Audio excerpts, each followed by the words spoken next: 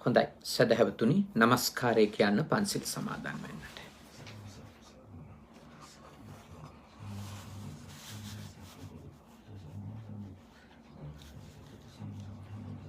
බුද්ධං සරණං ගච්ඡාමි ධම්මං සරණං ගච්ඡාමි සංඝං සරණං ගච්ඡාමි ဒုတိယံ පි බුද්ධං සරණං ගච්ඡාමි ဒုတိယံ පි ධම්මං සරණං ගච්ඡාමි ဒုတိယံ පි සංඝං සරණං ගච්ඡාමි တတိယံ පි බුද්ධං සරණං ගච්ඡාමි တတိယံ පි ධම්මං සරණං ගච්ඡාමි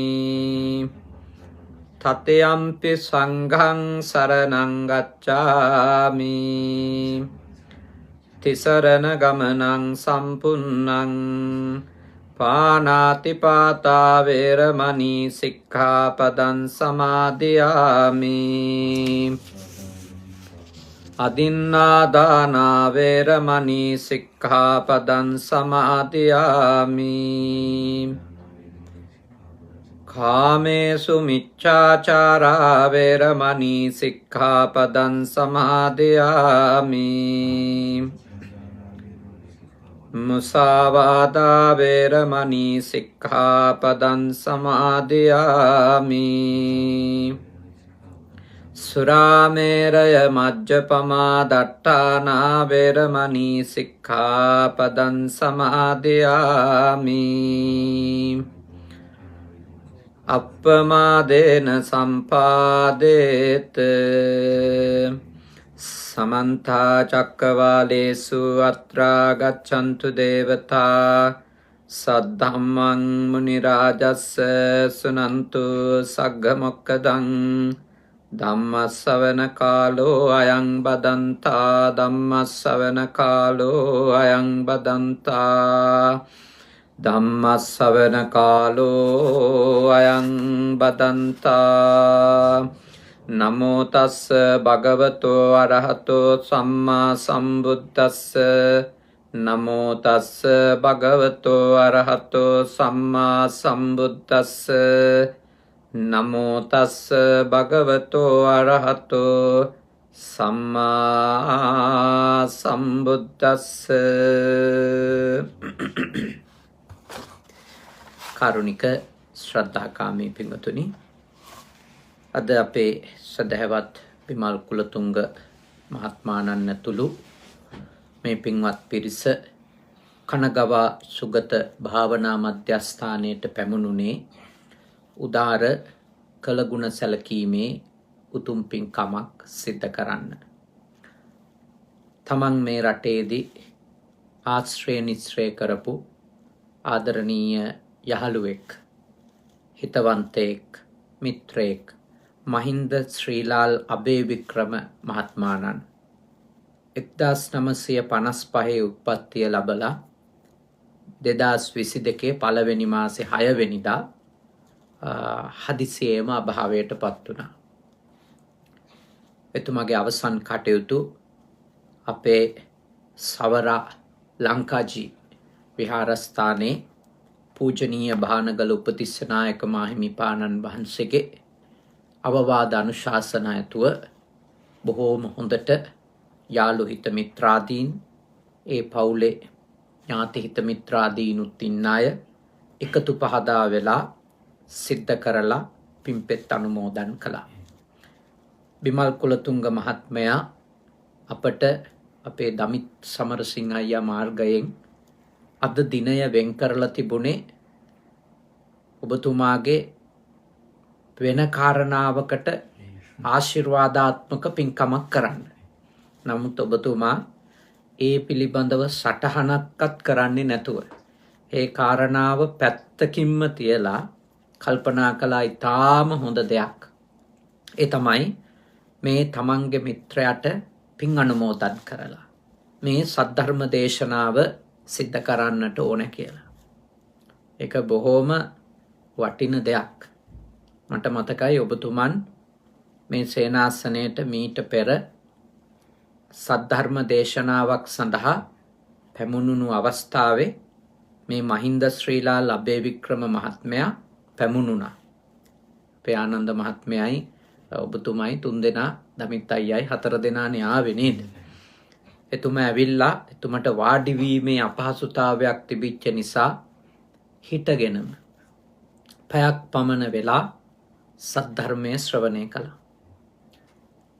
ඉතින් බොහොම නිහඬ ගොඩාක් යාළුවෝ ආශ්‍රය නිශ්‍රය කරන්නත් ගියපු නැති කෙනෙක් මං හිතන්නේ.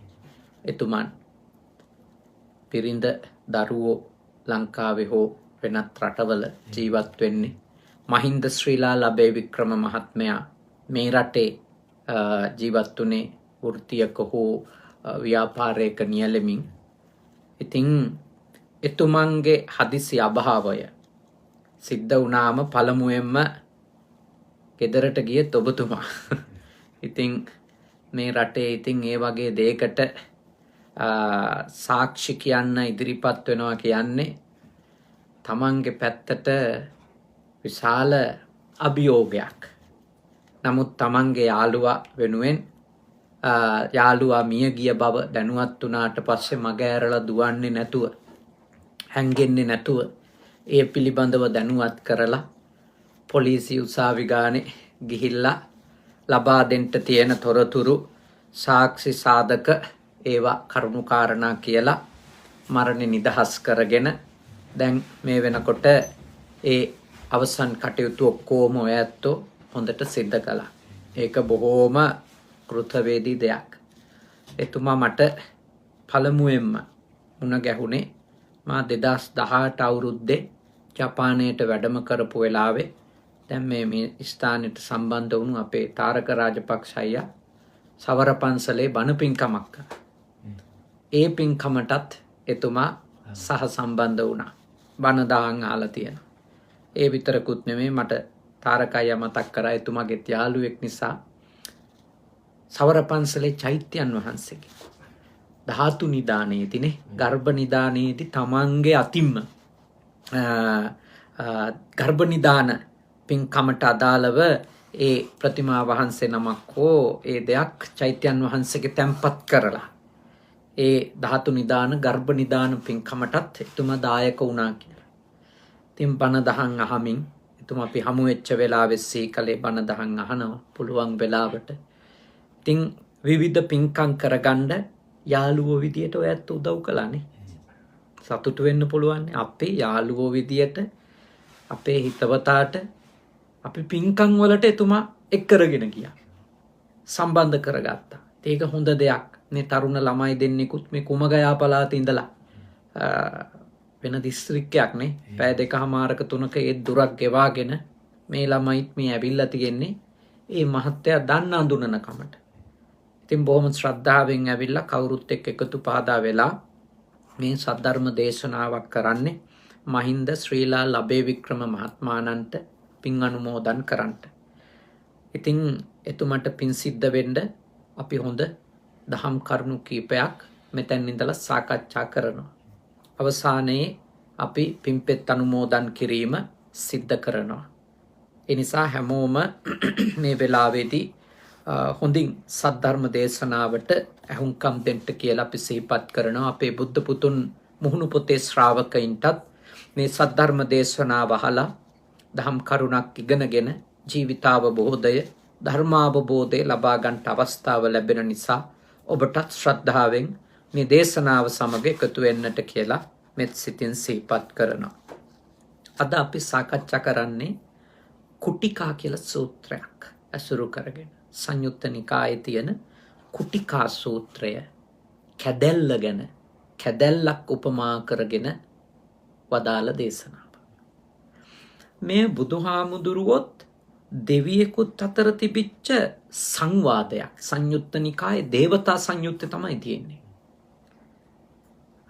මේ දේවතාවා බුදුහාමුදුරුවන්ගෙන් අහනවා ප්‍රශ්න කීපයක්. මොකක්ද අහන්නේ? ඔබ වහන්සේට කුටියක් නැද්ද? කැදැල්ලක්. ඔබ වහන්සේට කැදැල්ලක් නැද්ද? කුටියක් නැද්ද? ඊළඟට ඔබ වහන්සේට කුල ප්‍රවේණියක් නැද්ද? නේ? ඔබ වහන්සේට කුල ප්‍රවේණියක් නැද්ද? කුටියක් නැද්ද? කැදැල්ලක් නැද්ද? කුල ප්‍රවේණියක් නැද්ද? අන්තිමටම අහනවා ඔබ වහන්සේ බන්ධන වලින් මිදිලාද? ඔය ප්‍රශ්න 4 අහනවා. බුදුහාමුදුරුවෝ කෙටි පිළිතුරක් දෙනවා. ඔව්. ඒකාන්තයෙන්ම මට කුටියක් නැහැ. මට කුටියක් නැහැ. ඊළඟට උන්වහන්සේ සඳහන් කරනවා ඒකාන්තයෙන්ම මට කැදලි නැහැ. කැදැල්ලකුත් නැහැ. ඒකාන්තයෙන්ම මට කුල ප්‍රවේණියකුත් නැහැ. ඒකාන්තයෙන්ම මම බන්ධන වලින් මිදිලා ඉන්නේ කියලා. දැන් ඔහු අහපු ප්‍රශ්නෙට ඍජු පිළිතුරක් නේ බුදුරජාණන් වහන්සේ දෙන්නේ. තියනවද? නැහැ. එතකොට බුදුරජාණන් වහන්සේගෙන් දේවතාව අහනවා එතකොට ඔබ වහන්සේ කුටියක් නැහැ කියලා කිව්වේ මොකක්ද? මොකක්ද ඔබ වහන්සේ කුටිය කියලා හඳුන්වන්නේ? ඔබ වහන්සේට කුටියක් නැහැ කියලා දේශනා කළානේ. මොකක්ද ඔබ වහන්සේට නැති කුටිය? ඔබ වහන්සේට කැදැල්ලක් නැහැ කියලා දේශනා කළානේ. මොකක්ද ඔබ වහන්සේට කැදැල්ලක් නැහැ කියන එකේ තේරුම? මොකක්ද ඔබ වහන්සේට කුල ප්‍රවේණියක් නැහැ කියන එකේ තේරුම? මොකක්ද ඔබ වහන්සේට බන්ධණයෙන් මිදුණා කියන්න පුළුවන් වෙච්ච එකේ අදහස තේරුම? අන්න ඒක තමයි බුදුහාඳුරු ඊළඟට තෝරලා දෙන්නේ. මොකද උන්වහන්සේ මේ වෙලාවෙදි දේශනා කරන්නේ මට කුටියක් නැහැ. කුටියක් නැහැ කියලා කිව්වේ උන්වහන්සේ දේශනා කරනවා මාව මට කුටිය කොට කියෙහි. මම කුටිය කියලා උපමා කළේ අම්මට. මම දැන් බුදුවරයෙක්. මට දැන් අම්මා කෙනෙක් නැහැ. බලන්න අපේ ජීවිතේ කෙලෙස් සහිත අපි හැමදෙනාටම කුටියක් කිව්වේ ආරක්ෂිත ස්ථානය කියන එක නෙනේ. අපි වැඩිපුරම අපිට රැකවරණයක් දෙන්නේ කාගේ ගාවද? අම්මා ගාවනේ. අපි බය වුණත් ගුලි වෙන විදිය මතක් කරගන්නකො. අපි බය වුණාම ගුලි වෙන විදිය කෙනෙක් බය වෙච්ච වෙලාවට ගුලි වෙලා ඉන්න විදිය චිත්‍රයකට නැගුවොත් හරස් පැත්තට අඳින චිත්‍රයකට නැගුවොත් හරියටම ඉන්නේ ගර්භාෂේ ළමෙක් ඉන්නවා. බොහොඳට බලන්න මිනිස්සෙක් අත් දෙකයි කකුල් දෙකයි ගුලි කරගෙන බය වෙලා ගුලි ගැහිලා ඉන්න වෙලාවක ඉන්න විදියයි මව්ගේ ගර්භාෂය ඇතුලේ ඉන්න විදියයි එකම ආකාරයක්. ඒ කියන්නේ අපිට අනාරක්ෂිතයි කියලා හැඟෙන හැම වෙලාවකම අපි මනසින් අවිඥානිකව මව් ගාවට තමයි යන්නේ. මොකද අපිට සුරක්ෂිතම හැඟීම දැනෙන්නේ මව් එක්ක. ඒකනේ අපි මොනවා හරි දෙයක් වුණත් බුදු අම්මේ කියලා කෑ ගහන්නේ නේ. අම්මටනේ කතා කරන්නේ. එතකොට බුදුහාමුදුරු උන්වහන්සේ මව කියන බන්ධනයෙන් උන්වහන්සේ නිදහස්. අපි තාම නිදහස් නැහැ. අපි කෙලෙස් සහිත නිසා අපි තාම මව්ගෙන් රැකවරණේ හොයනවා. අපි තාම මව් හරහා රැකවරණේ හොයනවා. මව් හරහා ආදරය හොයනවා. අපි කවුරු? විවාහ ජීවිතේ කොච්චර අවුරුදු ගාණක් ගත වුණත් මව් හරහා අපි හොයන දේවල් ගිහියන්ට තියනවද නැද්ද? තියෙනවා. පැවිදි වුණත් මම පවා තවමත් සමහර දේවල් ගැන අම්මගෙන් අහනකොට ඒක තියෙනවා යම් අදහසක්. වෙන අදහසක් තියෙනවා. මව් එක්ක කතා කරද්දී. බුදු වුණු රහත් වුණු උත්තමේකට අපි හොයන දේ මවකකින් හොයන්නේ නැහැ. ඒකයි උන්වහන්සේ සඳහන් කරන්නේ මට කුටියක් නැහැ. මට කුටියක් නැහැ. මොකද මම ඒ හොයන දේවල් මවකගෙන් හොයන දේවල් මම හොයන්නේ නැහැ. ඔයත් අම්මගෙන් හොයන දේවල් දන්නවනේ නේ. ආදරය, කරුණාව, උණුහුම, රැකවරණය, බලා ගැනීම නේ. කොන්දේසි විරහිත අනුකම්පාව ඔක්කොම හොයනෝනේ අම්මගේ. අනිත් කාගෙන්වත් හොයන්නේ නැති ඒවා අම්මගෙන් හොයනවා. ඒකනේ වැඩිපුරම අම්මත් එක්ක රණ්ඩු තියෙන්නේ අපිට. නේද? ඒ කියන්නේ වැඩිපුර කාගෙන්ද හොයන්නේ? ගැටුමත් වැඩිපුර තියෙන්නේ කාත් එක්කද? එයාත් එක්ක. නේද? අම්මගෙන් බලාපොරොත්තු. ඒකනේ ප්‍රශ්නයක් වුණම් කාට තේරුන්නේ නැතත් ඇයි ඔයාට තේරුම් ගන්න බැරි කියලා අහන්නේ. ඒ කියන්නේ අපේ යටිහිත ඉල්ලීමක් කරනවා අම්මෙක් නම් එයා අපිව තේරුම් ගන්න ඕනේ. එයා අපේ ප්‍රශ්නෙට ඉන්න ඕනේ. එයා අපේ පැත්ත ගන්න ඕනේ. අපි වෙනුවෙන් ඉන්න ඕනේ. ඒකේ කුටිය හොයන්නේ නේ. ගුහාව හොයන්නේ. ඒ රැකෙන්න තැන හොයන්නේ. ඒ කියන්නේ කොන්දේසි විරහිතව අම්මෙක් මේ ටිකට පෙනී හිටින්න ඕනි කියන එක කෙලෙස් සහිත සත්වයාගේ තියෙනවා.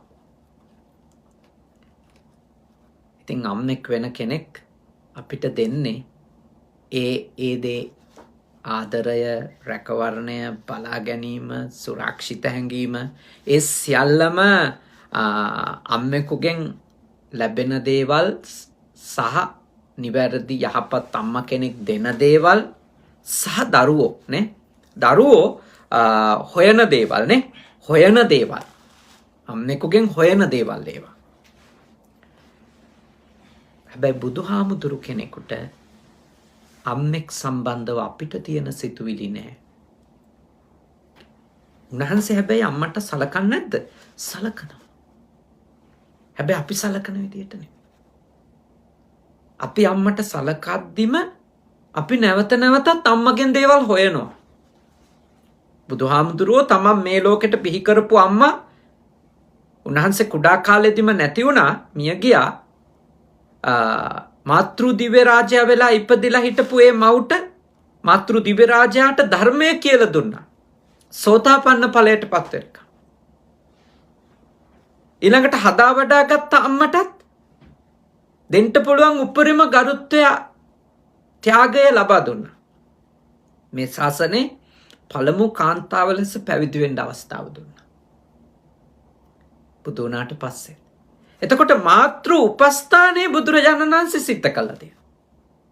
හැබැයි මවක් එක්ක කෙලෙස් සහිත කෙනෙකුට තියෙන බැඳීම් නැති නිසා භාග්‍යවතුන් වහන්සේ සඳහන් කරනවා මට අම්මා කියන කුටිය මට නැහැ.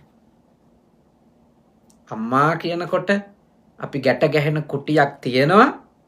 ඒ කුටිය මට නැහැ. හැබැයි එකෙන් අදහස් වෙන්නේ නැහැ බුදුහාමුදුරුවෝ අම්මට කෙරෙන්ට තියෙන උපස්ථාන නොකළා කියලා. කරා. කරේ ඉහළම උපස්ථාන අපි නම් ඔය කීයක් හරි දෙන එකයි නේ. බලන කියන එකයි කෝල් එකක් දෙන එකයි ඔය ටිකනේ. භාග්‍යවතුන් වහන්සේ සසරෙන් නිදහස් වෙන්න මවුට සහ සුළු මවුට දෙන්නටම උදව් කරා. බුදුහාමුදුරුවන්ගේ ධර්මයේ තමයි වැඩිම මවුට සලකන්න, පියාට සලකන්න කියන කරුණු දේශනා කළා. අනෙක් හැම ආගමකටම වඩා ඒ කන්නේ ආගමිකයෝ දන්නවා තමන්ගේ ආගමික ග්‍රන්ථවල මව්පියන්ට සැලකීම ගැන කරුණු තියෙනවා. හැබැයි අපේ බුදුරජාණන් වහන්සේ තරම් මවුට සැලකීම, පියාට සැලකීම ගැන වර්ණනා කරපු, අගය කරපු, උනන්දු කරපු අපිට සිංහලවාද සූත්‍රයේදී නම් විනයක් පනවපු නේ. ගිහි විනය තුල ඒක අනිවාර්යයි කියලා පනවපු වෙන ශාස්ත්‍රවරයෙක් මේ ලෝකේ නැහැ. බුදුහාමුදුරුවෝ තමයි ඒක කරලා තියෙන්නේ. හැබැයි උන්වහන්සේ කියනවා මට අම්මා කියන කුටිය නැහැ. නිදහස් වීමනේ. පරම නිදහස් වීමෙදි කාත් එක්කවත් ගනුදෙනුවක් නැහැ. පුද්ගලික. තණ්හාව මුල් වෙච්ච ගනුදෙනු නැහැ. නිදහස් වීම. පරම නිදහස් වීමට ගිහිල්ලා. ඒකයි දේවතාවට කියන්නේ මට කුටියක් නැහැ. දේවතාව ඇහුවා මොකද්ද කුටිය නැහැ කියන අම්මා. මාතෘත්වයට එක්ක මට බැඳෙන ඒ මානසිකත්වේ නැහැ කියන එකයි කියන්නේ. හැබැයි උන්වහන්සේ උපමා කරන්න පුළුවන් හොඳම උපමාව මාතෘත්වයට දීලා තියෙනවානේ. අම්මව උපමා කරන්න පුළුවන් හොඳම උපමාවක් නේ ඒක. කුටිය කියපු ගමන් සියල්ල එතනනේ. සීතට, උස්නෙට, මැසි මදුරුවන්ගෙන් ගැලවෙන්න, රැකෙන්න හැම දෙයකටම අපිට උදව් වෙන්නේ කුටියනේ. ඒ සියල්ල අම්මා ගාව තියෙන්නේ. අපිට ජීවිතේ පුරාම කුටියක් ඕන. කුටියක් ඕන ජීවිතේ පුරාමනේ. ඉන්න තැනක් ඕන. අම්මා ඕන. හැබැයි බුදුහාමුදුරුවෝ ඉන්නේ නිදහස්. ඊළඟට උන්වහන්සේ සඳහන් කළානේ මට කැදැල්ලක් නැහැ කියලා. දේවතාව ඇහුවා ඔබ වහන්සේට නැහැ කියලා දේශනා කරපු කැදැල්ල මොකක්ද? මොන කැදැල්ලක්ද නැත්තේ? උන්වහන්සේ සඳහන් කළා මට නැත්තේ දිරිඳ කියන කැදැල්ල. එතකොට බුදුහාමුදුරුවෝ දිරිඳ උපමා කරලා තියෙන්නේ කාටද? කැදැල්ලකට. සතුට, සැනසීම, ආශාව, ආදරය, බෙදා හදා ගැනීම බොහෝ දේවල් තියෙන තැනනේ කැදැල්ල කියලා කියන්නේ නේ. නිවසක් කැදැල්ලක් බවට පත් වෙනවනේ කසාද බැඳමනේ. විවාහ වුණාම ඔයත් විවාහකයෝනේ. එතකොට බුදුහාමුදුරුවෝ දේශනා කරනවා මට කැදැල්ලක් නැහැ. හැබැයි මම කැදැල්ල කියලා උපමා කරන්නේ බිරිඳට. ඒ නිසා ඔබට කැදලි තියෙනවානේ. ඔබට කැදලි තියෙනවා ගිහියන් වන ඔබට. ඔබේ කැදැල්ල වෙන්න ඕන ඔබගේ බිරිඳ. එතකොට බුදුරජාණන් වහන්සේ උන්වහන්සේ බිරිඳගෙන් නිදහස් වුණා. බිරිඳක් සම්බන්ධව තියෙන සිතුවිලි, හැඟීම්, රාගය, කාමය, ඒ පුද්ගලිකව මමත්වයෙන් බැඳෙන දේවල් උන්වහන්සේ බිරිඳගෙන් ඒ මනෝභාවයන්ගෙන් නිදහස්. ඒ නිසා උන්වහන්සේට කැදැල්ලක් නැහැ. හැබැයි ඔබලාට කැදැල්ලක් තියෙනවා. ඒ කැදැල්ල ඉතින් රැක ගන්න ඕනනේ. බිරිඳ රැක ගන්න ඕන. බිරිඳට ගරු කරන්න ඕන. බිරිඳ බලා ගන්න ඕන. බිරිඳට අගයක් දෙන්න ඕන. බිරිඳක් පරිස්සම් කරන්න ඕනේ. බිරිඳට අවමන් කිරීමෙන් වළකින්න ඕනේ. බිරිඳ සතුටින් තියන්න දේවල් කරන්න ඕන. කැදැල්ලක් කියලා උපමා කරාම ඔය සියල්ලනේ. ඔය සියල්ල කැදැල්ලක් ඇතුලේ තියෙන ඔය සියල්ල. එතකොට බුදුහාමුදුරුවෝ එයින් නිදහස් වුණත් තමන්ගේ ගිහි කාලේ බිරිඳට උන්වහන්සේට දෙන්න පුළුවන් උපරිම ගරුත්වය උන්වහන්සේ දීලා තියෙනවා. තමන් උතුම් බුද්ධත්වයේ සඳහා එන ගමන ගැන ලෝකේ කවුරු දැනගෙන හිටියේ නැතත් යසෝදරා ස්ථිරවම දැනගෙන ඉන්නේ. මහත්තුරු දන්නවනේ ඔයත්ෝ කරන නොකරන දේවල් හැරෙනකොට හොයාගන්නව නම් හොයාගන්න කෙනා තමයි නෝනනේ. දන්නවනේ. එතකොට සිද්ධාර්ථ කුමාරයාගේ මනසේ ගිහිගේ සම්බන්ධව තිබුණු අවබෝධය ඒත් අසතුටක් අතෘප්තියක් තිබුණා නම්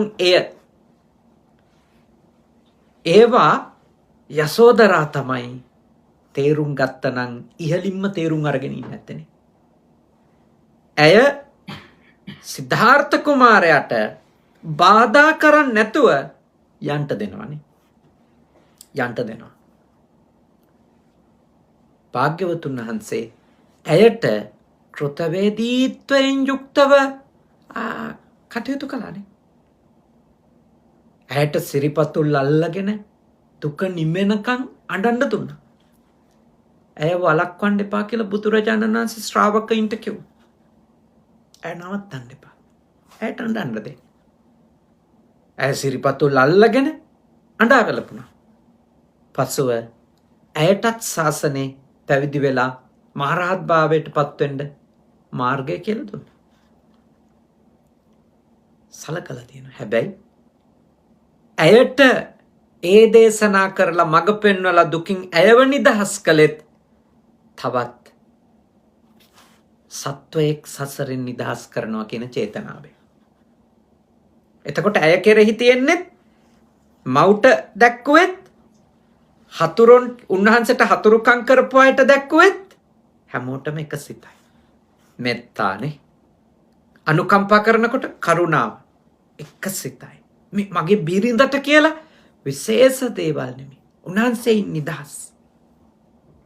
හැබැයි ගිහියන්ගේ ජීවිතේ බුදුහාමුදුරුවෝ මේ කරන උපමාවෙන් තේරුම් ගන්න ඕන තමන්ට සතුට, සෙනෙහස, දයාව, හොයා බැලීම, අගය කිරීම මේ සියලු දේවල් ලැබෙන කැදැල්ල ලෙස බිරිඳ තමයි දකින්න ඕන. බිරිඳයි අඳුන ගන්න ඕන. බුදුහාමුදුරුවෝ බිරිඳ කැදැල්ලකට උපමා කළේ. කැදලි තනා ගන්න, කැදලි රැක ගන්න කැපවීම කරන්න ඕනනේ. කැපවීම කරන්න ඕන. දැන් බෞද්ධයින් වන ඔබ විශේෂයෙන්ම බිරිඳට ගරු කිරීම, බිරිඳට රැකවරණයක් දීම, බිරිඳව අගය කිරීම, ආරක්ෂා කිරීම අනිවාර්යෙන්ම කළ යුතු වෙනවා. මොකද බෞද්ධ ඔබ දන්නවා මුල කපලා ලස්සන මල් පිපේවා කියලා බලන් ඉන්න එක බුදුදහමට එකඟ දෙයක් නෙමෙයි. මුල් ටික හොඳට තිබුණොත් තමයි ඒ ගහේ කවදා හරි හොඳට මල් පිපෙන්නේ නේ. බිරිඳට අවමන් කරමින්, පහත් කරමින්, නොසලකා හරිමින්, නිନ୍ଦා අපහාස කරමින්, හිංසා කරමින් ඉන්න කෙනෙක් ඒ බිරිඳගෙන් උතුම්, ප්‍රබුද්ධ, උසස්, වටින හොඳ දරුවෝ හොයලා වැඩක් නැහැනේ. හරියට මුල් කපලා ලස්සන මල් එන්න කියලා බලන් ඉන්නවා. නිරෝගී දරුවෝ මේ ලෝකෙට බිහි වෙන්න නම් නිරෝගී අම්මා කෙනෙක් ඉන්න ඕනනේ. නිරෝගී අම්මා කෙනෙක් ඉන්න ඕන. නිරෝගී අම්මා කෙනෙක් වෙන්නේ ඔබේ නිරෝගී බිරිඳ. ඇය නිරෝගී විය යුත්තේ ඇඟෙන් විතරක් නෙමෙයි. ඇය නිරෝගී විය යුතුයි මනසින්. කොච්චර සුව පහසුකම් භෞතිකව සැලැස්සුවත් ඔබ විසින් ඇය මානසික රෝගියෙක් කරලා නම් එතකොට ඔබේ හැසිරීම නිසා, කතාව නිසා, තීන්දුව తీරන නිසා, වැඩ කරන විදිය නිසා, වචන පාවිච්චි කරන විදිය නිසා ඇය මානසික රෝගියෙක් කරලා නම් ඔබ ඔබේ කැදැල්ලට ගිනි තියාගෙනනේ. ඔබේ කැදැල්ලට ගිනි තියාගෙන. ඒ හින්දා ඒ පැත්ත ගැන බෞද්ධ ගිහියන් වන ඔබ කල්පනා කරන්න ඕන. හැබැයි බිරිඳකගේ වගකීමත්, බිරිඳකගේ යුතුයකමත් ඒ තැනැත්තියනුත් හොඳට අවබෝධ කරන් ඉන්න ඕනනේ. විවාහ ජීවිතයක තනි කෙනෙකුට දේවල් රකින්න පවත්වන්න බෑ. සමියෙක් කරන කැපකිරීමම බිරිඳගේ පැත්තනුත් වෙන්න ඕන. ගරු කිරීම, අගය කිරීම, අවමන් නොකිරීම ඒවා බිරිඳගේ පැත්තෙනුත් තියෙන්න ඕනනේ. ඒ බිරිඳකගේ පැත්තෙනුත් තියෙන්න ඕන. ගොඩාක් සිංහල බෞද්ධ මිනිස්සුන්ගේ නම් පෞල් ජීවිත අර්බුදයට වෙලා ගිහිලා තියන්නේ ගොඩක් වෙලාවට. නෝන මහත්තුරුන්ලගේ සීමාවක් නැති කියවිල්ල හින්දා, කෑ ගැහිල්ල හින්දානේ, රණ්ඩු කිරිල්ල හින්දා. ඒක ගැන උපාසිකාව කල්පනාකාරී වෙන්න. සීමාවක් නැතුව ඊටම අසංවරව තමන්ගේ වචන කට පරිහරණය කරන්න ගියොත් බොහෝ තියෙන දේවල් නැති වෙනවා තමන් දන්නේම නැතුව. බොහෝ තියෙන දේවල් අහිමි වෙන්න පුළුවන්. එතෙන්ටපත් වෙන්න හොඳ නැහැ. එතෙන්ටපත් වෙන්න හොඳ නැහැ. බිරිඳකගේ වෙනි දුර්වලකමක් තියෙනවා නම් ඒක අනුකම්පාවෙන් කියලා දීලා සාකච්ඡා කරලා හදා ගන්න ඕන.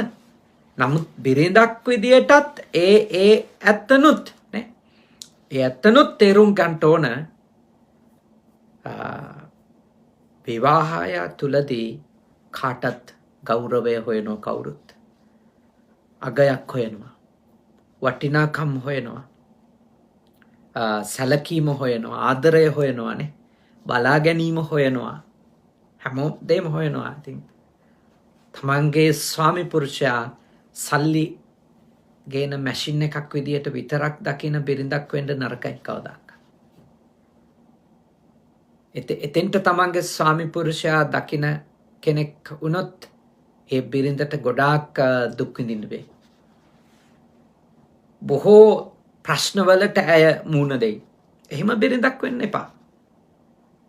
හැබැයි හැම සැමියෙකුටම ඔළුවේ තියෙන්න ඕන, හදවතේ තියෙන්න ඕන මගේ කැදැල්ල නම් මගේ බිරිඳයි කියන එක. දැක්කනි පෙරේතා ප්‍රවෘත්ති වලනේ.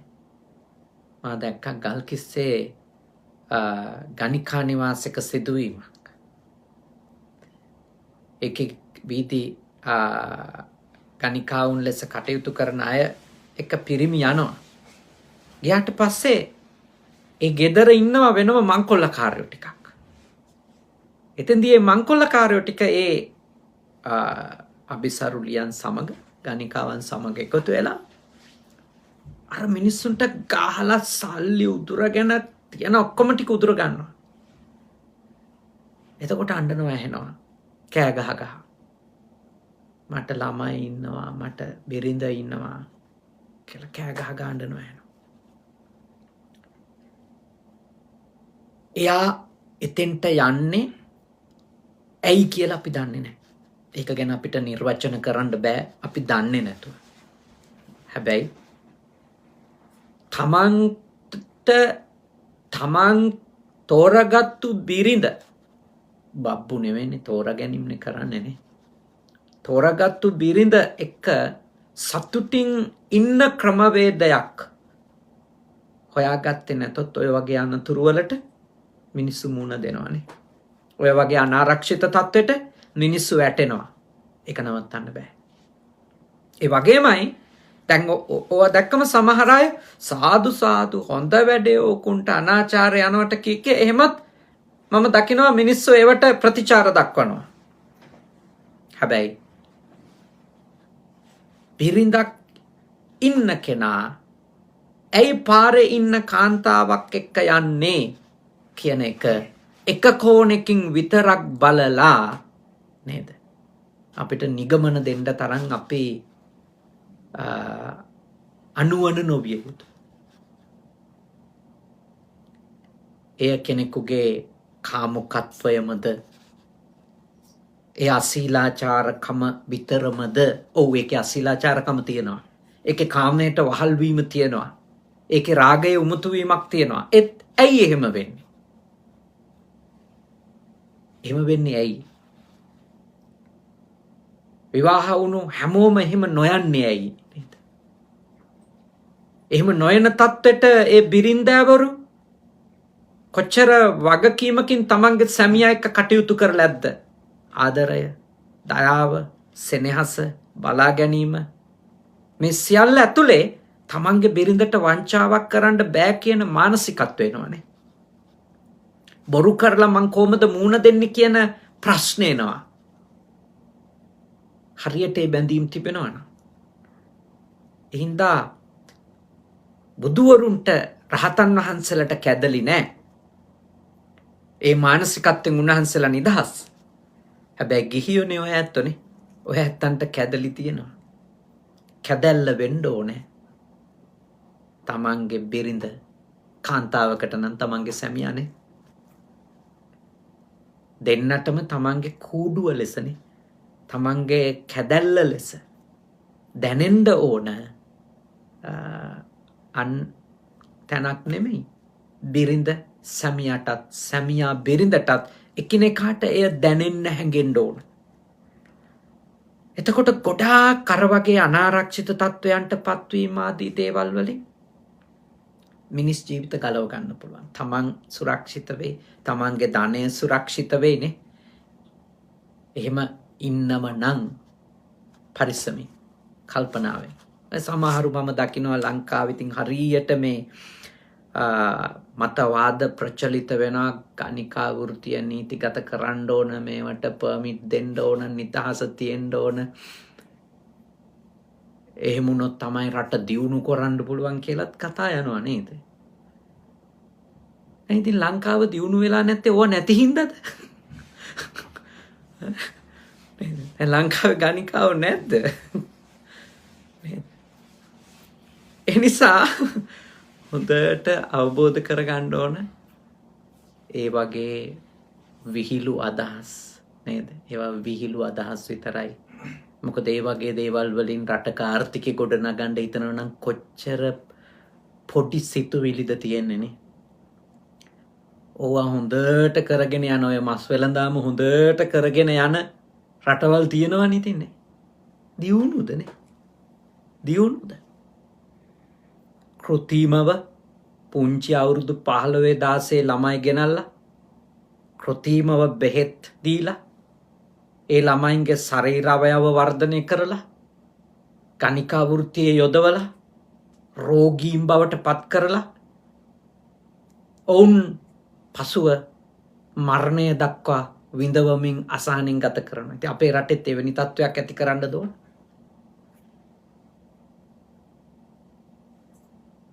දැන් එක ගණිකාවක්වත් නැති රටක් නෙමෙයිනේ. ගණිකා වෘත්තිය තියෙනවා. ඒවයි මේ මුකුත් අඩුවක් නෑ ලංකාවේ. එක එක තලවල නේද? එක එක මට්ටම් වල, එක එක වයස් වල, එක එක ආර්ථික මට්ටම් වල හැමතැනම 20000කට වඩා ගණිකාවෝ ඉන්නවා ලංකාවේ. ඊට වැඩි එක යුගයක කරපු සමීක්ෂණයකින් හොයාගත්ත අනුරාධපුරය ඇසුරු කරගෙන විතරක් 22000ක් ඉන්නවා කියලා. සමස්තය මේ මං කියන්නේ 99 අවුරුද්දේ විතර රිසර්ච් එකක කරපු විශ්වවිද්‍යාලයකින් කරපු රිසර්ච් එකක ප්‍රතිඵල 42000ක් ඒ කාලේ හිටියා.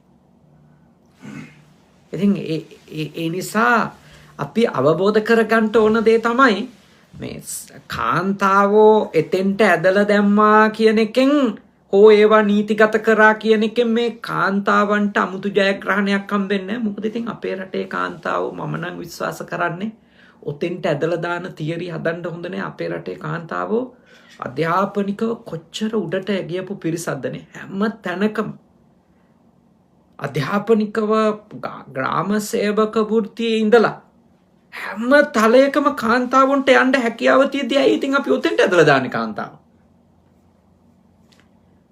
කාන්තාවෝ එතෙන්ට ඇදලා දාන්න ඇයි මොකද්ද තියෙන අවශ්‍යතාවයනේ?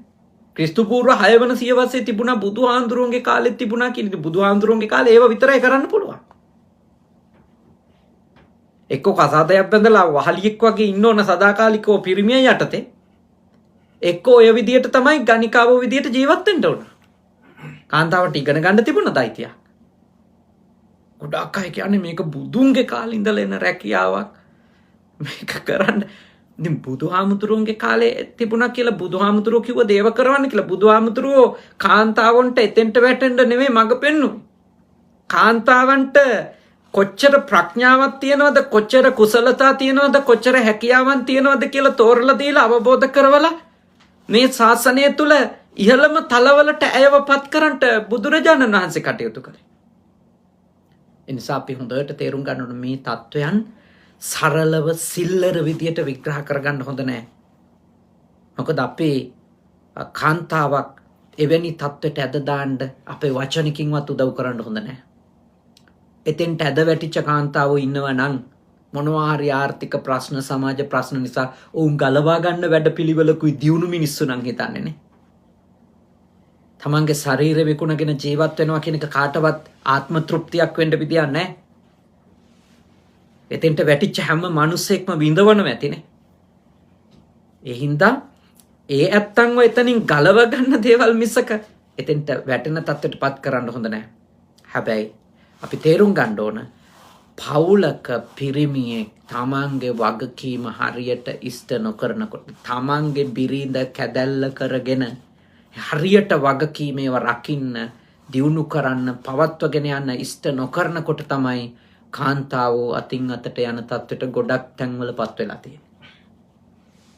එතෙන්ට පත් කරවනවානේ, වට්ටනවා. දරුව බඩගින්නේ ඉන්නවා බලන් ඉන්න බැරි වෙනවා. එහින්ද එතෙන්ට පත් කරන්ට හොඳ නෑනේ. එතෙන්ට පත් කරන්නට හොඳ නැහැ. ඒ නිසා ඊටාම බුද්ධිමත් ප්‍රඥාවන්ත පිරිසක් බවට අපේ බෞද්ධයෝ පත් වෙන්න ඕන. ධර්මය ඉගෙන ගන්න ගමන්ම මේ සමාජයේ තියෙන ඊටාම නරක තත්වයන්ගෙන් සමාජ නිදහස් කර ගන්නට නම් බුද්ධිමත්ව කටයුතු කරන අය වෙන්න ඕන. ප්‍රඥාවන්තව කටයුතු කරන අය වෙන්න ඕන. දුරදිග බලලා කටයුතු කරන අය වෙන්න ඕන. ඊළඟ කාරණේ භාග්‍යවතුන් වහන්සේ දේශනා කරනවා තමන්ට කුමක් නැහැ කියලාද? කුල ප්‍රවේණියක් නැහැ කියලානේ. මට කුල ප්‍රවේණියක් නැහැ කියලා. එතකොට අහනවා ඔබ වහන්සේට කුල ප්‍රවේණියක් නැහැ කිව්වේ කොහොමද? මට දරුවෝ නැති. දැන් ඔයත්තන්ගේ පරම්පරාව කියලා හිතනකොටම කාගේ මූණු ටිකද මතක් වෙන්නේ? දරුවෝගේනේ. දරුවෝ. දැන් බලන්නනේ මේ ගෙදරක ඉන්න 3 දෙනෙක් තමයි මේ උපමා වෙන්නේ නේ. අම්මා එතනම තාත්තත් නියෝජනය වෙනවා. ඊළඟට බිරිඳ එතනම සැමියාත් නියෝජනය වෙනවා. ඊළඟට දරුවෝනේ. දරුවෝ. බුදුහාමුදුරුවන්ට රාහුල කුමාරයා එක්කනේ. රාහුල කුමාරයා එක්ක තිබුණේ දේවදත්ත හාමුදුරුවෝ එක්ක තිබිච්ච කාරුණික සම්බන්ධයමයි. මෛත්‍රීපූර්වක සම්බන්ධයමයි බුදුරජාණන් වහන්සේට තිබුණු සම්බන්ධය. උන්වහන්සේ රාහුල පොඩි හාමුදුරුවන්ට දක්වපු දයාවම අනුකම්පාවම කරුණාවම තමන්ට අතුරුකම් කරපු දේවදත්ත හාමුදුරුවන්ට දැක්වා. වෙනසක් නැතුව. ඒකයි උන්වහන්සේ කියන්නේ මට දරුවෝ එක්ක සම්බන්ධයක් නැහැ. හැබැයි ගිහියන් වෙච්ච ඔය ඇත්තන්ට දරුවොත් එක්ක ලොකු සම්බන්ධයක් තියෙනවානේ. මොකද ඔය ඇත්තන්ගේ පරම්පරාවනේ. බුදුහාමුදුරුවෝ කුල ප්‍රවේණිය කියලා කියන්නේ දරුවන්ට. ඔය ඇත්තන්ගේ පරපුරේ. එතකොට ඒ පරම්පරාව ගිහියන් වන ඔබ නිවන් දකින්නකම්ම ඔබට උපදින භවවල දරුවෝ ඉන්නවානේ. දැන් මේ මනුස්ස භවෙල් ඉපදිලා ඉන්නවා. ඔය ඇත්තන්ට දරුමල්ලෝ ඉන්නවා. ඔය ඇත්තෝ ඒ දරුමල්ලන්ව හොඳට කරුණු 3කින් පෝෂණය කරගන්න ඕන. ඒ පරපුර හරියට හැදෙන්නේ පළවෙනි එක බාහු සච්චංච. හොඳ දැනුමක් ඒ දරුවන්ට ඇති කළා. හොඳ දැනුමක් දෙන්න ඕන. බාහු සච්චංච බහුශ්‍රුත තත්ත්වයට පත් කරගන්න. ඊළඟට සිප්පංච හොඳ කුසලතා ඇති කරන්න ඕන. කුසලතා. ඊළඟට විනයෝච සුසික්කිතෝ ඔබේ දරුවන්ට හොඳ ආකල්ප ඇති කරන්න ඕන. හොඳ විනයක් ඇති කරන්න ඕන. සුභාසිතාචයා වාචා හොඳට ලස්සනට නිවැරදිව යහපත්ව වගකීම් සහගතව කතා කරන්න උගන්වන්න ඕන දරුවන්ට. ඔන්න ඔය දේවල් වලින් දරුවෝ පෝෂණය කරන්න ඕන. පරපුර පෝෂණය කරනවා කියන්නේ ඒවට. නැතුව ඔය ඇත්තෝ ජපානයේ ඉඳන් කොච්චර සල්ලි හම්බ කරලා ඒගොල්ලොන්ගේ බැංකු පොත්වල පිරෙව්වත් හරියට පරම්පරාව ආරක්ෂා කරා වෙන්නේ නැහැ. පරපුරක් රැකෙන්නේ ගිහි ජීවිතවල පරපුරක් රැකෙන්න නම් දැනුම තියෙන්න ඕන නේ. ඒ කියන්නේ ගුණාත්මක පරම්පරාවක් වෙන්න නම් දැනුම තියෙන්න ඕන.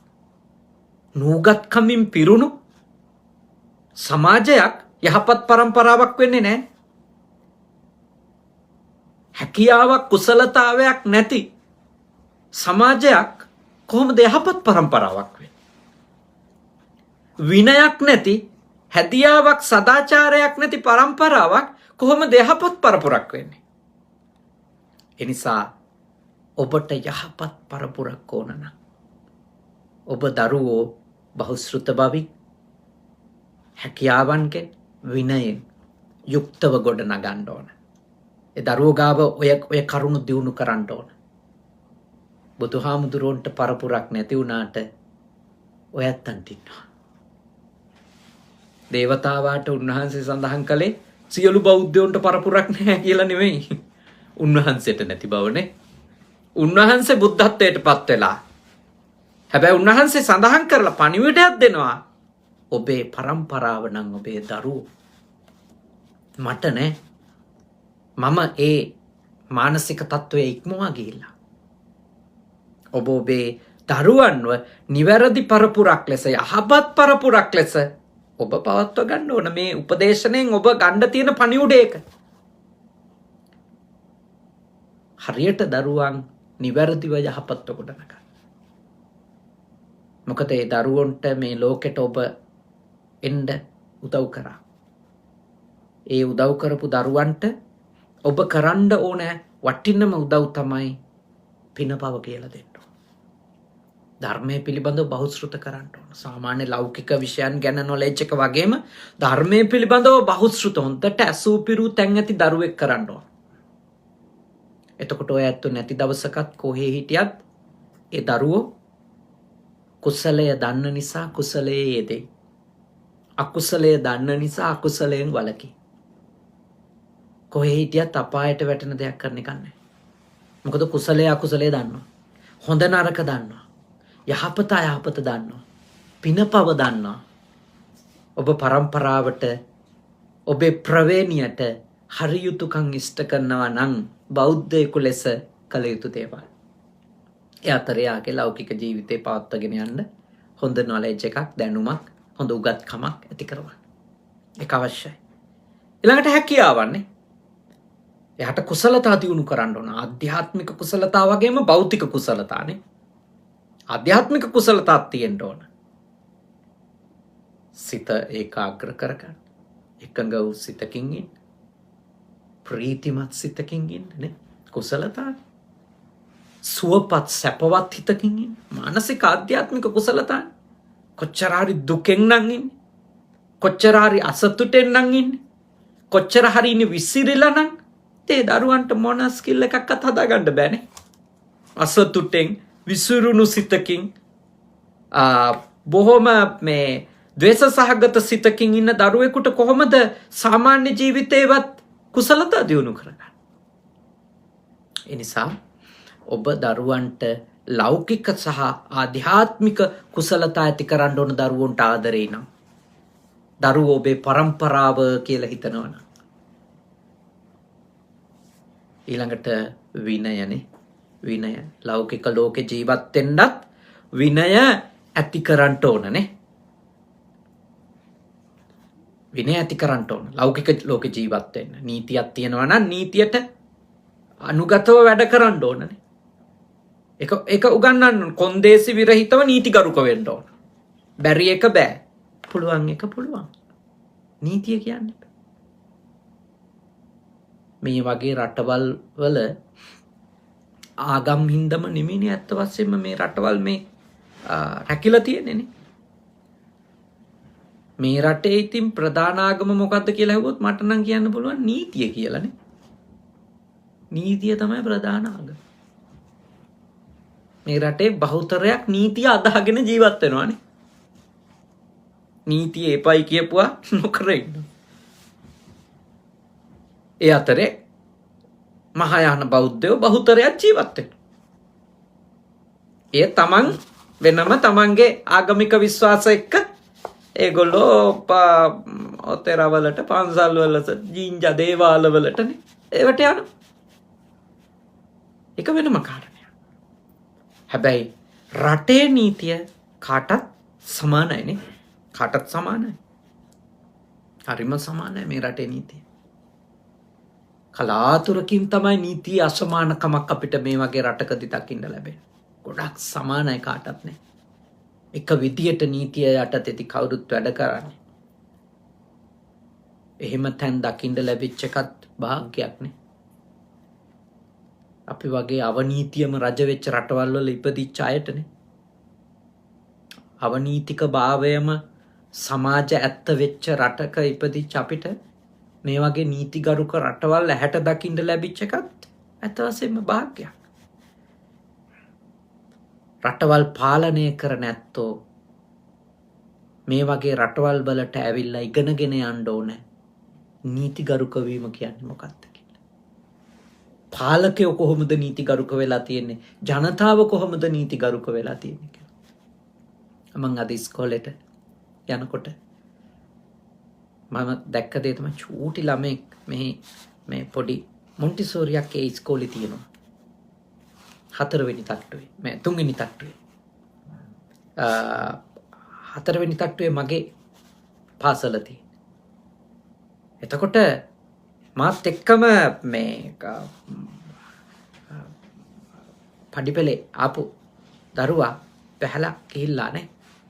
විදුලි සෝපානේ ආපු දරුවා බැහැලා ගිහිල්ලා චූටි ළමයා මොන්ටිසෝරි එයා දොරට අත තියන්න කලින් හොඳට අර ඉස්සරහ තියලා තියෙන මේ සැනිටයිසර් අරගෙන හොඳට අත් දෙක පීදගත්තා. මං කල්පනා කරා අවුරුදු 2කමාරක් ඇති ළමයාට. ඒ ළමයාගේ ඒ තියෙන විනය ඒක මේ රටට කොච්චර ආලෝකයක් වෙයිද? මේ රටට කොච්චර ආලෝකයක් වෙයිද කියලා. ඒ වගේ પરම්පරාවක් නේ හැදෙන්නේ. රට පුරාම ඒකනේ දකින්ට ලැබෙන දේ බහුතරයකගෙන සුළුතරයකගේ එහෙම නැති තැන් තියෙන පුළුවන්. බහුතරේ එහෙම. ඉතින් අපේ රටවල් ගොඩ නැගෙනවා නම් ගොඩ නැගෙන්න ඕන මේ රටවල් වල තියෙන විනය දිහා බලාගෙන. ලෞකික ජීවිතේට. ලෞකික දියුණුවට.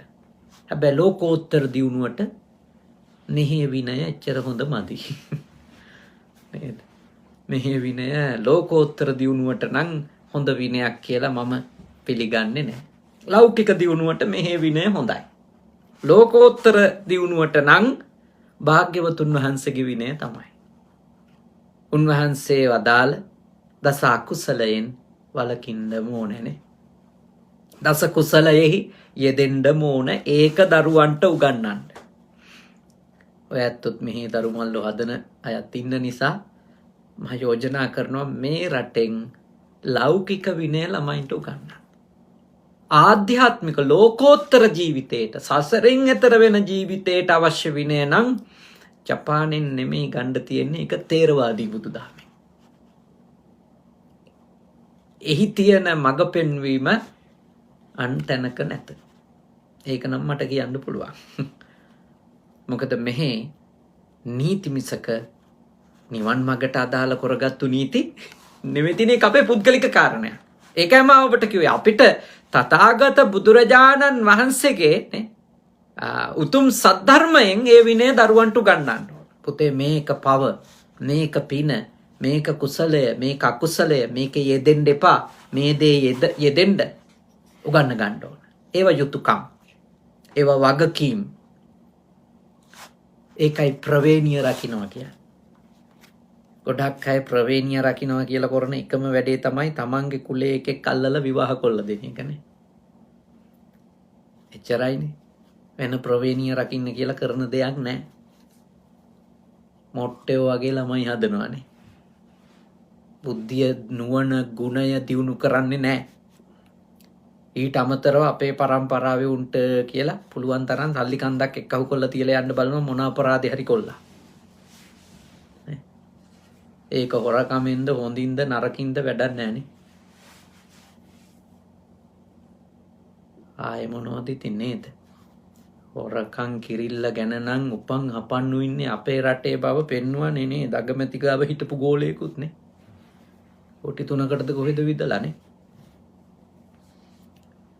ඉතින් හිතන්නකෝ නේද? ඉතින් හිතන්නකෝ අපි ඉන්න තැන ඒ තත්ත්වයට අපි වැටෙන්න හොඳ නැහැ. අපේ ළමයි වටන්න හොඳ නැහැ. හොරකමනේ. හොරකම, බොරුව, වංචාව, දූෂිත බව සමාජගත කළොත් ඒක විපාක විඳින්න වෙනවා. ඒක විපාක විඳින්න වෙනවා. ඒක තමයි යථාර්ථයේ ජීවිතේ. අපි වපුරණේම අපිට නෙලන්න වෙනවා. අපි කාටවත් අඹ ඉඳලා රඹුටන් කඩන්න බෑ. අඹ ඉඳුවොත් අඹම තමයි. හැදුනොත් හැදෙන්නේ අඹම තමයි. බොල් වපුරලා හොඳ ඒව නෙලන්න බෑ. බොල් වපුලොත් හැදෙන ගසුත් එමමයි. යාදිසං වපතේ බීජං තාදිසං හරතේ පලන්නේ. යම් බීජයක්ද වපුරන්නේ ඒ වමයි ඵලදාව විදියට එන්නේ. දරුවෝ හොඳට හදන්න. දරුවෝන්ගේ ඇතුළට ඇතුල් කරන ඒවා තමයි දවසක එළියට එන්නේ. ඇයට පේන, කනට ඇහෙන දකින ඒ දේවල්මයි. ඒ නිසා ප්‍රවේණිය දියුණු කරනවා කියන්නේ පරම්පරාව දියුණු කරනවා කියන්නේ මෙන්න මේ වයින් දරුවෙක් දියුණු කරන එකට. බුදුහාමුදුරුවෝ පරම්පරාව නැති කරපු උත්තමයෙක්. උන්වහන්සේට තිබුණේ බුදුවරුන්ගේ පරපුර විතරයිනේ. හැබැයි ඔය ඇත්තන්ට තියෙන නිසා ඒක යහපත්ව හදාගන්න තමයි මම මේ කියලා දෙන්නේ. බුදුහාමුදුරුවන්ට රහතන් වහන්සේලාට නෑ. ඔය ඇත්තන්ට තියෙනවානේ. ඒ මග යන පැවිද්දන්ට ඒ කාරණා තියෙන්න බෑ. පැවිද්දෝ බුදුරජාණන් වහන්සේගේ මාර්ගය අනුගමනය කරමින් පුළුවන් උපරිමය මේ භවය තුළ දියුණු කරගන්න ඕනනේ. සියලු කෙලෙස් නැති නොවෙන්න පුළුවන්. මහරහතන් වහන්සේ කෙනෙකුගේ තත්වයට සාමාන්‍ය පැවිද්දෙක්පත් නොවෙන්න පුළුවන්. හැබැයි පුහුණු වෙන්න ඕන ඒකට. ඒකනේ පැවිද්දගේ වගකීම වෙන්නේ. හැබැයි ගිහියන්ගේ වගකීම වන්නේ මේවා අඳුනගෙන හරියට තමන්ගේ ජීවිතේ ගෙවන්න පටන් ගන්න. අන්තිම කාරණේ භාග්‍යවතුන් වහන්සේ දේශනා කරනවා මට බන්ධන නැහැ. ඇත්තටම බන්ධනය කියන්නේ මොකක්ද? ඇත්තටම බන්ධනය කියන්නේ තණ්හාවනේ. අපිට දරුවෝ එක්ක වේවා, ගිහියෙකුට දරුවෙක් එක්ක වේවා, බිරිඳක් එක්ක වේවා, කා එක්ක හෝ තියෙන්නේ දේවල් එක්ක තිබුණත්, පුද්ගලයෝ එක්ක තිබුණත් බන්ධනය කියන්නේ අපේ මනසේ තියෙන තණ්හාව. බුදුහාමුදුරුවෝ සඳහන් කළා, දේශනා කරා මට බන්ධන නැහැ. ඒ කිව්වේ උන්වහන්සේ තණ්හාවෙන් සම්පූර්ණයෙන් නිදහස්. ඔය ඇත්තෝ අර යුතුයකම් සියල්ල ඉෂ්ට කරන ගමන් හරියට බුද්ධිමත්ව ප්‍රඥාවන්තව හැම වෙලාවෙම තේරුම් අරන් ඉන්න ඕන බන්ධනෙන් නම් නිදහස් වෙන්න ඕන කියන්නේ. හැමතිස්සෙම යුතුයකම් ඉෂ්ට කරා. යුතුයකම් ඉෂ්ට කරා. ඉන්න තැනට සාධාරණ වෙන්න. යුක්ති සහගත වෙන්න. හැබැයි තණ්හාව වැඩි කරගන්න දුක උරුම වෙන බව දැනගෙන. බලාපොරොත්තු වැඩි වෙන්න දුක උරුම වෙන බව දැනගෙන. එහින්දා තෘෂ්ණාව කියන බන්ධනයෙන් මේ භවයේ අපිට සම්පූර්ණයෙන් නිදහස් වෙන්න බැරි වුණත් අපි අපේ මනසට ඇතුල් කරලා තියන්න ඕන දැඩි ලෙස මගේ විඳවිල්ල තියෙන්නේ මගේ තෘෂ්ණාව එක්කයි කියන එක. එතකොට අඩුම තරමින් මේ භවයේ ඒ තණ්හාව කියන බන්ධනය මුල් වෙලා වැරදි කරන එකක් ගන්න නැතුව ඉඳින්නේ. අඩුම ඔය නීත්‍යානුකූල සීමාවේ, ධර්මානුකූල සීමාවේ හරි තණ්හාවේ ඉඳී අපි. තණ්හාවේ වියරුණාම මිනිස්සු නවතින තැන් මිනිසුන්ට තේරෙන්නේ නැහනේ. කැදලි එක වෙනුවට කැදලි 20 25 වෙනවා. නේ? කැදලි විමානයක්. එතෙන්ට වැටෙන්නේ තණ්හාව කියන බන්ධනේ වහලෙක් වුණාමනේ. වහලෙක් වුණා. තණ්හාව කියන බන්ධනේ වහලෙක් වුණාම අම්මට සලකන්න, තාත්තට සලකන්නවත් 7-5ක් වේදම් කරන්න හිතෙන්නේ නැහැ. හිතෙන්නේ නැහැ. ගණන් හදනෝනේ. ගණන් හදනවා. මිනිස්සු මොන තරම් අගාරිනවද අම්මලයි තාත්තලයි දේවල් වලින්. අමාර පවුල් තියෙනවා. මම දන්නම ඒවා. ළමයි 3-4 දෙනා. හැබැයි අම්මට තාත්තට බලන්න එක්කෙනයි. තනි මිනිස්සයා බර අදිනවා. බලන්න. ඇයි අයියා ඉන්නේ කියලා කියනවා. ඇයි අක්කා ඉන්නේ? රට එහෙම ඉන්නවනම් තවත් ඉවරයි. ඔක්කොම බර කරගහන්න ඕන. එයාට තියෙන ජපන් සල්ලිනේ. එහෙමයි කියන්නේ. එහෙම තමයි ලෝකේ. තණ්හාවේ වහලා වුණාම කොහෙට හරි බෝලේ පාස් කරනවානේ. අම්මට 7-5ක උදව්වක් නොකර ඉන්න, තාත්තට 7-5ක උදව්වක් නොකර ඉන්න, දරුවන්ට 7-5ක උදව්වක් නොකර ඉන්න, බිරිඳට කට්ට කෛරා ටිකකම් කරන්න, සැමියාට කට්ට කෛරා ටිකකම් කරන්න, වංචා කරන්න, රවට්ටන්න තණ්හාව කියන බන්ධනයේ නේ වහලෙක්කුණු මිනිස්සයා අර 3 තැනටම වැරදි කරනවද නැත්? වැරදි කරනවා. සමහරව ඉන්නවනේ දරුවෙකුගේ අවශ්‍ය දෙයකට වියදම දෙන්නේ නැති. සල්ලි තියෙනවා. මට්ට කුණ්ඩලි වගේ මිනිස්සු ඉන්නවනේ. මේ අදින්න පුබ්බක වගේ මිනිස්සු ඉන්නවා. තමන්ගේ දරුවා කොච්චර ප්‍රශ්න මැද්දේ හිටියත් සල්ලි තියෙනවා. නෑ කී කිය ඉන්නෝනේ. අතේ සතේ නැහැ කියලා තමයි කටහැරියෝ කියන්නේ. බිස්නස් කොහේ බිස්නස් කියලා. එහෙමයි මිනිස්සු ගොඩක්. ගොඩක් මිනිස්සු එමේ පොඩ්ඩක් නෙමෙයි. ගොඩක් මිනිස්සු එමේ මේ ලෝකේ. ඒ මොකද? එයා ධනයේ වහලෙක්. ධනයේ වහලෙක් වුණාම මව්ටවත් පියාටවත් දරුවන්ටවත් බිරිඳටවත් සැමියාටවත් යාළුවෙකුටවත් කාටවත් නැහැ. ඔය ඇත්තෝ සල්ලි හම්බ කරන අය. හැබැයි ඔය ඇත්තෝ සල්ලි වල කෑදර මිනිස්සු වුණා නම් අද මෙච්චර දුරක් ගෙවාගෙන පාරවල් වල හයිවේ වලට කුලි ගෙවාගෙන දවසක් කැප කරගෙන මේ පින්කම් කරන්න දෙන්නේ නැහැ නේ යාළුවා වෙනුවෙන්නේ. ඔය ඇත්තෝ සල්ලි හම්බ කරනවා. ඔය ඇත්තෝ තණ්හාව නැති අය නෙමෙයි. හැබැයි තණ්හාවේ වහල්ලු නෙවෙයි. මේ රටවල් වල මිනිස්සෙක් මරුණම් ඔක්කොම එක අහුවෙලා සල්ලි එකතු කරනවානේ. එකතු කරලා ඒ අවසන් කටයුතු කරනවා. දානමාන දෙනවනේ. කොච්චර උදව් කරනවද ප්‍රශ්නයක් වුණා? එහෙම ඉන්නවා. හැබැයි ඉතින් ඒ කණ්ඩායම හැමදාම කරන කණ්ඩායම තමයිනේ. මාලා ගයක් කියලා ආරංචි උනම් ෆෝන් ඕෆ් කරගන්න උනුත් ඉන්නවා. මොකද කීයක් හරි දෙන්න වෙයි කියලා. යන්න වෙයි කියලානේ. උදව් කරන්න එහෙම අයත් ඉන්නවා. හැබැයි ඒ අතරේ යම් පිරිසක් ඉන්නවා හැමදාම නෑදෑයෝ විදියට අපිම නේද ඉන්නේ කියලා උදව් උපකාර කරනවා. ඔය ඇත්තෝ සතුටින් මේ ඉන්න කීප දෙනා විතරක් නෙවෙයි බොහෝ අය මහින්ද ශ්‍රීලා ලබේ වික්‍රම මහත්මයාගේ අපහවයේදී කම්පා වුණා විතරක් නෙවෙයි එතුමා වෙනුවෙන් කරන්න තියෙන යුතුයකම් බොහෝමයක් ඉෂ්ට සිද්ධ කළා. අවසන් කටයුතු කළා සියලු දේවල් කරලා අද මේ විදියට උතුම් සද්ධර්ම දේශනාවකුත් පවත්වා ගත්තා. ඉතින් පැයකට අධික වෙලාවක් බොහෝම ශ්‍රද්ධාවෙන් අද මේ උතුම් දහම් සාකච්ඡාව ඔය ඇත්තන්ගේ ජීවිතයට ගොඩාක් ප්‍රයෝජන වෙන ධර්ම කාරණා සමාජයට ගොඩාක් ප්‍රයෝජනවත් වෙන උතුම් කාරණා රාශියක් අපි සාකච්ඡා කරා කුටික සූත්‍රයනේ.